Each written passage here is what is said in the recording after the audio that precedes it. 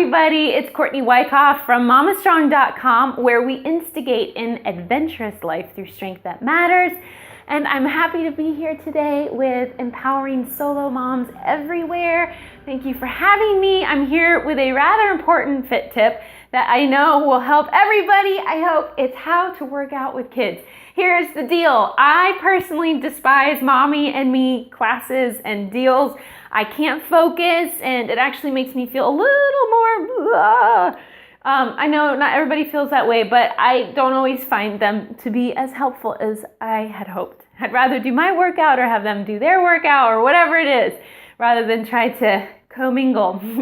But here's the deal. As a solo mom, it is inevitable that there are going to be times where you're going to want some you time and you're going to have your kids around. And so this is the real deal way to create a strategy for how to do that. Now, one of the key secrets here is that at Momma Strong, we do a 15-minute high-intensity interval workout. And the reason it's 15 minutes is it's really the window of time you have with kids or even without kids to fit that in your busy life. So 15 minutes is very feasible across the board. And so because of that, that then lends to consistency, and consistency is the cornerstone of strength. So the real deal is if you want to get strong, you have to show up consistently. And the deal behind that is that you're going to often have to do it with kids around. It will happen. So let's face it, let's deal with it. Here's some quick and easy and feasible and actually works ideas for how to do that. Number one, most important, is to have a playful attitude. This is probably, I can't stress enough, probably the most important thing I have found. I have filmed over 650 workouts in Momma Strong, and this is by far the number one key thing that keeps me going, is to have a playful attitude. So you don't want to expect good behavior from them or a good performance from you. You're going to have to win ugly. And the more playful you are, the more they're going to respond with sorts of behavior that lets you get through it. If they sense you're being playful, they tend to actually behave a little bit better. There's some softness in your attitude that then lends to them being more gentle as well.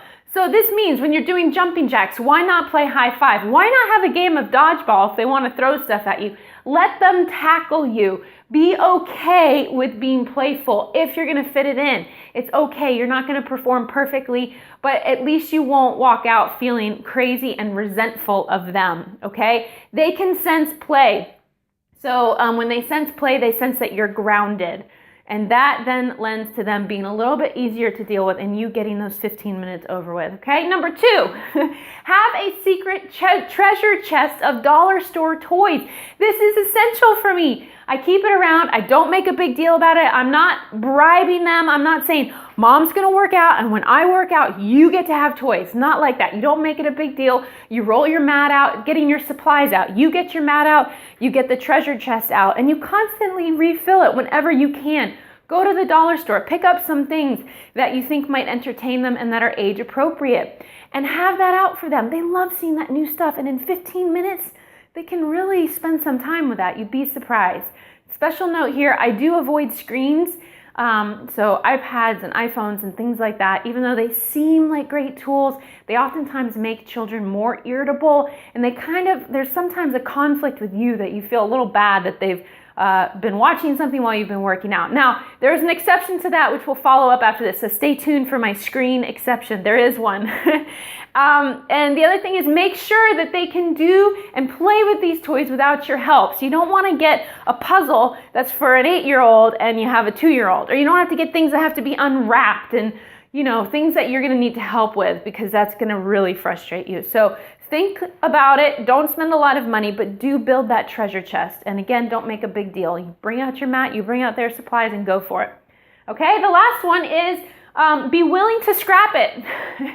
Walk in surprised if you get through the whole thing, and with an attitude of, I'm just going to see what happens. I'm going to see if this is possible today.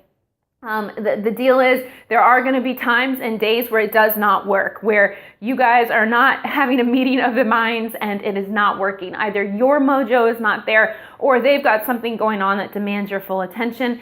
In that case, I want you to roll up your mat and walk away. Don't force yourself through it. Don't feel bad. Remember, this is not a reflection of your life or a permanent situation. It's one moment, it's 1 hour, it's one day in your life.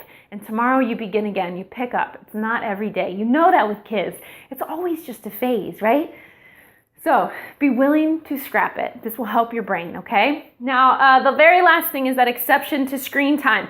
If there is an emergency button you need to hit for you time, for exercise, I need you to hit that button, pull out the screen, put on a TV show. Do not judge yourself. Don't feel bad. Don't keep it hush-hush. My kids constantly do it when I work out. There are days where it is required, where I can't handle it. I can't be playful. I can't scrap it. And those toys are not working. And I really need that time to save my brain to actually function as a human being. In that case, man, that's why TV was invented. Use it without shame, okay? 15 minutes, it's all good. And that's the deal. That's my secret to working out with kids. It usually works. All of these things usually work. So if you have any more questions or concerns, or you need more guidance on any of this, I'm very easy to reach. Courtney at mommastrong.com, and I wish you well. Stay scrappy, people. Stay scrappy. Bye.